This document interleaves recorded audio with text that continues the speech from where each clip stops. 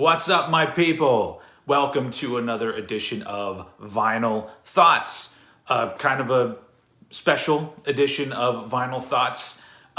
So I have a little bit of a confession to make. Nothing serious. I don't really like doing album reviews. Sometimes if it's something that I'm super excited about, it's fun to do, but most of the time I feel like I'm trying to make something that in my brain is probably about a minute-long discussion into something that's 5 or 10 minutes, and I just feel like I repeat myself a lot, and my words don't really mean anything. You can go on the internet and listen to the music I'm talking about. You don't need me. So I think for anyone that watches my shit, at the end of the day, maybe you just want to know if I like it or not. I don't know. So I decided to do something with some of the albums, well, I guess all of the albums that have come out in 2021 that I have bought on vinyl so far, and just do like little mini reviews of all of them instead of going to each one and giving you 10 minutes of me babbling on like I am now. So what I'm going to do is this is kind of a Vinyl Thoughts / review of 2021 so far. Really, I think there's only one album that I'm not going to talk about because the vinyl release isn't out yet, and I haven't gotten it. And so I'm just going to make this a vinyl thing because I feel like I don't talk about vinyl as much, which is kind of where I started with all of this shit anyway. So let's just get into it. These are the albums that I'm digging so far in 2021, and I'll show off my vinyl versions of them. So without further ado, the first one we're going to talk about is the newest album from Nervosa called Perpetual Chaos. And this is an interesting album because it is the first with a brand new lineup of Nervosa. And Nervosa has, they've changed drummers at times. I think they had a different drummer on each of their albums, if I remember right. But before Perpetual Chaos, 2/3 of the band left, leaving the founder of the band, Prika Amaral, on her own. And it's pretty fascinating because this happened in 2020, last year, and within a year or even less, she had gotten together another lineup of musicians, written and recorded a whole new batch of songs, and put out Perpetual Chaos, which to me doesn't sound like an album that was just put together, very quickly. It doesn't sound like that to me. This is a really fun album. They're not reinventing the wheel. There's nothing that's going to completely blow your mind here, but this is a really enjoyable album. Let's take a look at things. First off, that's the new lineup of Nervosa. They've gone from being a 3-piece to a 4-piece because now they have a woman who's just a vocalist as opposed to having the bassist be the vocalist. And this album is just, if you like that sort of extreme metal that has a little bit of thrashiness, a little bit of tinges of black and death thrown in there, and then this is it. It's like I said, it's nothing groundbreaking, but it's super fun. And the vinyl, I got this one. That is fucking sweet. That just looks so fucking cool. I'm just gonna leave it up there for like a minute. I'm not really, but it's cool vinyl. But yeah, the album's fun. Honestly, it may be, I don't know if it's my favorite Nervosa. I like it a lot. I like it more right off the bat than I did any of their albums. I first got into them with the 2016 album Agony, and I think the one they did after that, it suffered from being kind of more of the same. And this one, I feel like they're kind of reinvigorated. And honestly, I think that this lineup of the band is probably stronger than the original lineup of the band. Also, this version of the vinyl I got also came with a 7-inch of 2 other songs that are not on the album. And this one is colored too, but this is just your basic. I don't know, it's kind of a weird burnt reddish, orangish kind of color, if you can tell. And it's got a little bit of like, what I like to call swirlies. I've been told that that's not the correct term, but I like that term. So yeah, so that's the first one. Nervosa, Perpetual Chaos. I dig it. Let's move on. Next up, for those of you who watch my shit regularly, you know that I do not just exclusively listen to metal. And one of my favorite artists in the non-metal world put out a new album this year, and that is Matthew Sweet with the album Catspaw. And this is fucking great. Like Matthew Sweet, I think this is his how many albums is this? This is his 15th album. And he's doing these now, though I think the last few have been done in his home studio. And in this particular case, he plays everything on it except for the drums. And it's fucking fantastic. If you are down with like the power pop kind of thing, it's got a little bit of power pop, like some Beatlesque qualities. I think Matthew Sweet has always had that Beatlesque quality. But the guitars, the thing I like about that is about what he does is the guitars always seem really loud.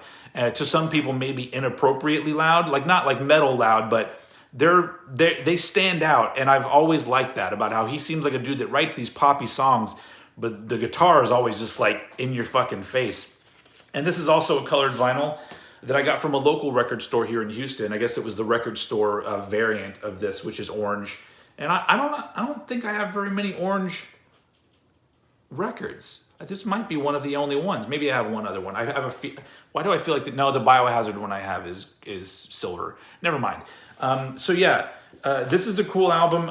Some of you may know Matthew Sweet. He's been doing shit since the mid 80s, but he got popular in the early 90s. But I highly recommend Catspaw because it's just him still knowing how to write a really good sort of power pop tune. And yeah, it's a great album. So let's move on. Okay, so one thing that I've learned from doing reviews is I shouldn't say that an album is a contender for the best of the year because it always turns out that some other album swoops in or grows on me enough to where it eclipses whatever it was that I was so excited about.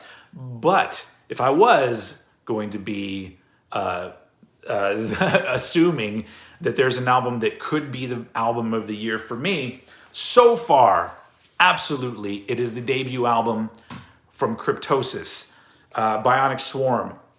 This album is a motherfucker, and it's their first album, although they used to be called Distillerator, I think.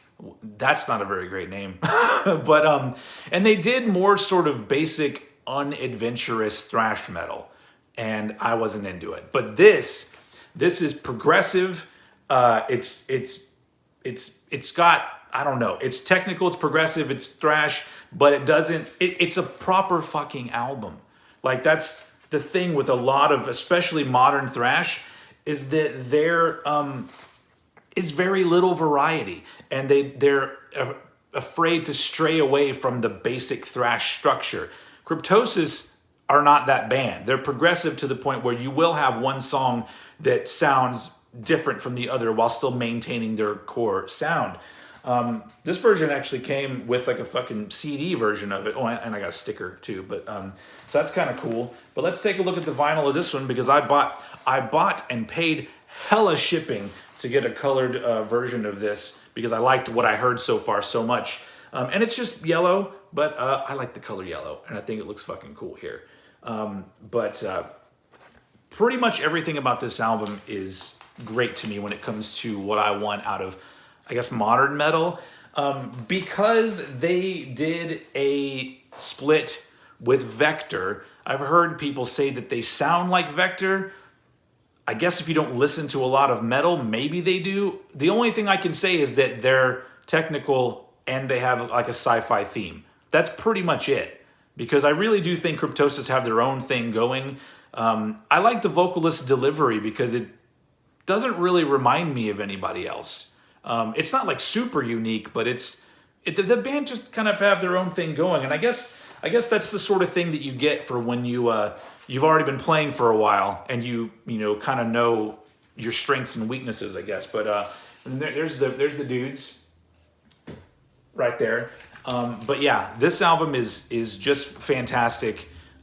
It's a grower too. Like there are some things that immediately stick out to me as really cool.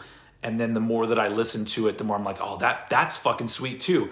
So that's why I think it is an album that will probably be in my top 10 at the end of the year, but we will see. So Cryptosis, let's move on to the next one. Okay, stepping out of the metal world once again into the punk world, we have the 14th studio album from the band NOFX, which is called Single Album, which is kind of a funny name because originally this was intended to be a double album and they decided not to do that. So they just called it Single Album. So, haha, very funny. But this album is interesting because I first heard a couple tracks from it and I was like, okay, I like this, but it sounds very much like what NOFX have already been doing. Like there's a NOFX sound that was happening in the late 80s and early 90s, and then there's the more modern NOFX, which if you're a fan, you know what I'm talking about. You could draw a line and hear like a difference start to happen. But when the album came out digitally, I listened to it and I was like, oh wait, okay. I'm starting to hear things about this that I really like.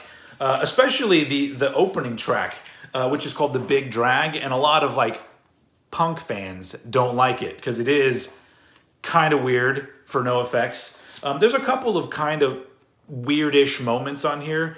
Unfortunately, this is just the black vinyl because by the time I realized that, oh yeah, I would like this album on vinyl, the color variant was sold out. So I learned my lesson from that. But this album is definitely a grower.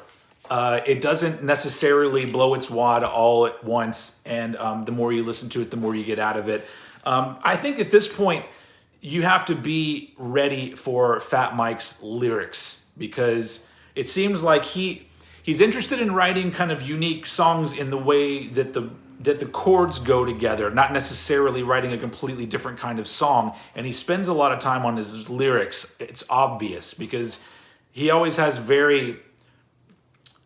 it's hard to explain. They seem very thought out, and they're always very clever or poignant or funny at times. But it's like he brings a lot of wisdom, I guess, from his years into his music. And lyrically, I think it's just as impressive as the music. And the band still sound really good. There's some fast punk stuff if you want that. There's some stuff where they veer off a little bit if you were into like the heavy petting zoo era of NOFX, which I was. So it's honestly probably the most exciting NOFX album that's come out in years just because it did give me more than I kind of expected.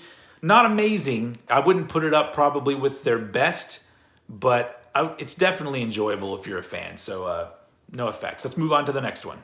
And stepping back into metal for the 15th, if you get a theme here, for the most part, these are bands that have been around for a while because I'm an old head. I like the old shit, especially when they continue to do really cool shit. And we're going to be talking about this album, Cannibal Corpse, Violence Unimagined.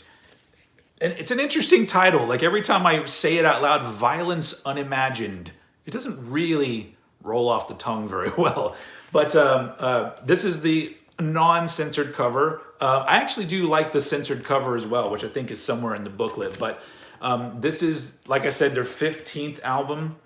And it's the first one that has Eric Rutan on guitar, who replaced Pat O'Brien. If you want to know what happened to Pat O'Brien, Google it. But Eric Rutan also produced the album, and I don't think he did. No, I think there's only one album in the past like 5 or 6 that he didn't produce. And honestly, production-wise, I do not like Eric Rutan's production.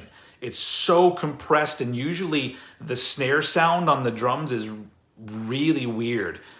There are some, like I think it's on Kill and Evisceration Plague, where sometimes it just sounds like somebody's hitting like a dildo on the snare drum. Like it sounds weird, and I don't like it. And also a big thing about their modern albums, even though I'll get onto the positives in a minute.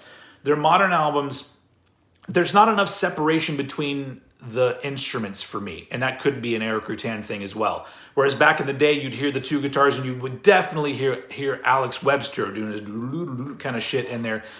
It's all kind of forced together now, and I don't like that as much. But this album fucking rules. as much as I don't really care for Eric Rutan's production style, every time a riff or part would come up and I'd go, oh, I would go over and look and I'd be like, oh, Eric Rutan, his name is on the credits for writing this song. So apparently he's a really good addition to Cannibal Corpse. And this version, I think they all might have come with this big old booklet where like every it's like lyrics and artwork from Vince Locke, who's done their artwork on, I think, almost every album, if not every album. Anyway, so, and then, well, I thought they had the other cover was on there somewhere. Maybe I'm wrong. Anyway, there's just like I've been showing all the band shots. There's the dudes. And so, once again, it is an album that I don't think, if you're not already a Cannibal Corpse fan, I don't think it's going to win anybody over. If you're already a fan, I think you're going to enjoy it and you're going to get something new out of it, because I think the only way that you do get something new out of it is if you've listened to all of their shit and you can hear the nuanced, is that the right word? Subtle differences. Because to the naked ear, I guess, it just still sounds like your sort of basic death metal, but it's not. Like, they've got so much going on in their shit. They're so technical. They have such really cool riffs that just pop up and just blow your mind, and the time signature changes, all this sort of stuff. They're kind of as far from basic as I want them to be, I guess, because I like what they do, and I kind of like that they've maintained this sound. So yeah, Violence Unimagined, recommended. So let's move on to the last album I'm going to talk about today. Oh shit, I almost forgot to show the vinyl. I did get this one, which is like it's called Beer and Blood Spatter. Now, if the word beer is on it, I'm going to get it. So that's pretty cool.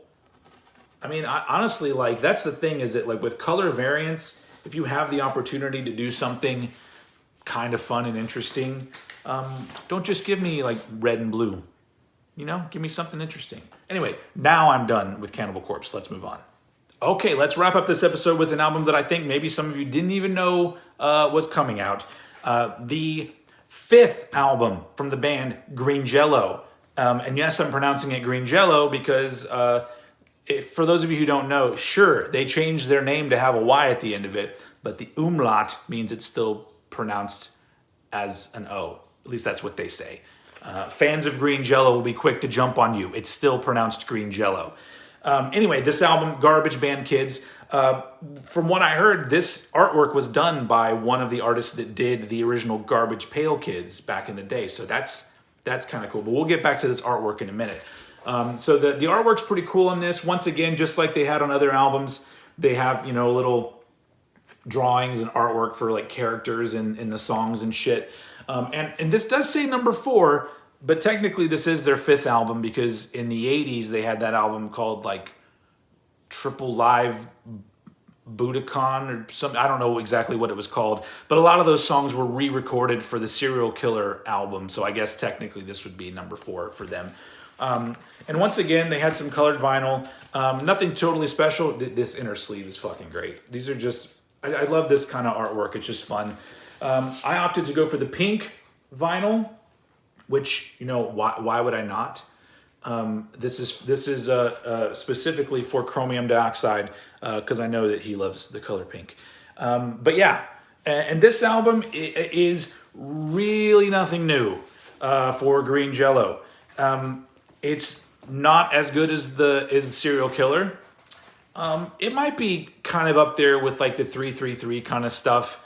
The interesting thing, and I don't know the specifics about it, is that they on their website and social media, it says that it was written and recorded by a whole bunch of Green Jello fans. So I'm assuming maybe they traded files, or some other people wrote tracks or did vocal stuff. I don't really know the ins and outs because I couldn't find any information on exactly what that means. But it seems like it was a project overall with Bill Manspeaker, the main guy, and the fans. Which interesting tidbit about Green Jello, as far as I know, whenever they tour, they don't actually tour. Bill Manspeaker tours with his puppets and costumes, and wherever he is, I guess in the general area, he hires a group of musicians. I don't even know if they get paid. I think they may come along just for the love of the music. And they're his backing band. If I'm wrong about that, I'm sorry, but that's what I gathered about what he does now. But anyway, this album's fun. It's a lot of fun. It's what you want out of a Green Jello album. It's dumb and it's fun and it's just whatever. Turn your brain off, enjoy some rock and roll, and that's basically it. Now, the cool thing about this, though, is that there's an app that if you download the app and you scan the album cover, it comes to life. In fact, special treat, I took a video of that, so let's watch that real quick.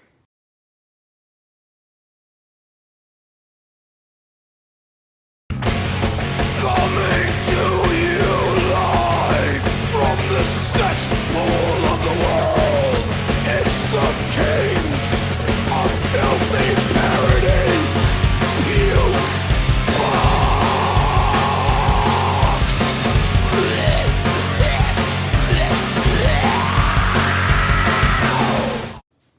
I mean, that's pretty fucking cool.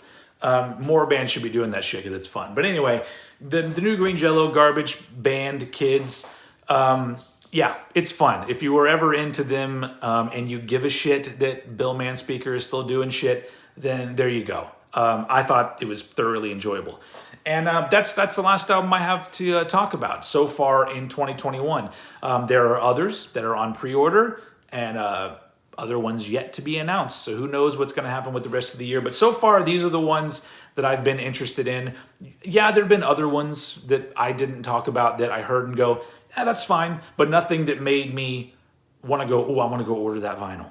And so no point in me talking about those. Other people in other channels will be talking about those, I'm sure. So that's it. Thank you very much for joining me for this edition of Vinyl Thoughts. Put your comments down below. Go ahead and list some other albums that maybe have come out that you like. I know Gojira. I know, it's good. But other than that, yeah, put your comments down below. Like, subscribe, share this video. Let everybody know I'm almost at 7,000 subscribers.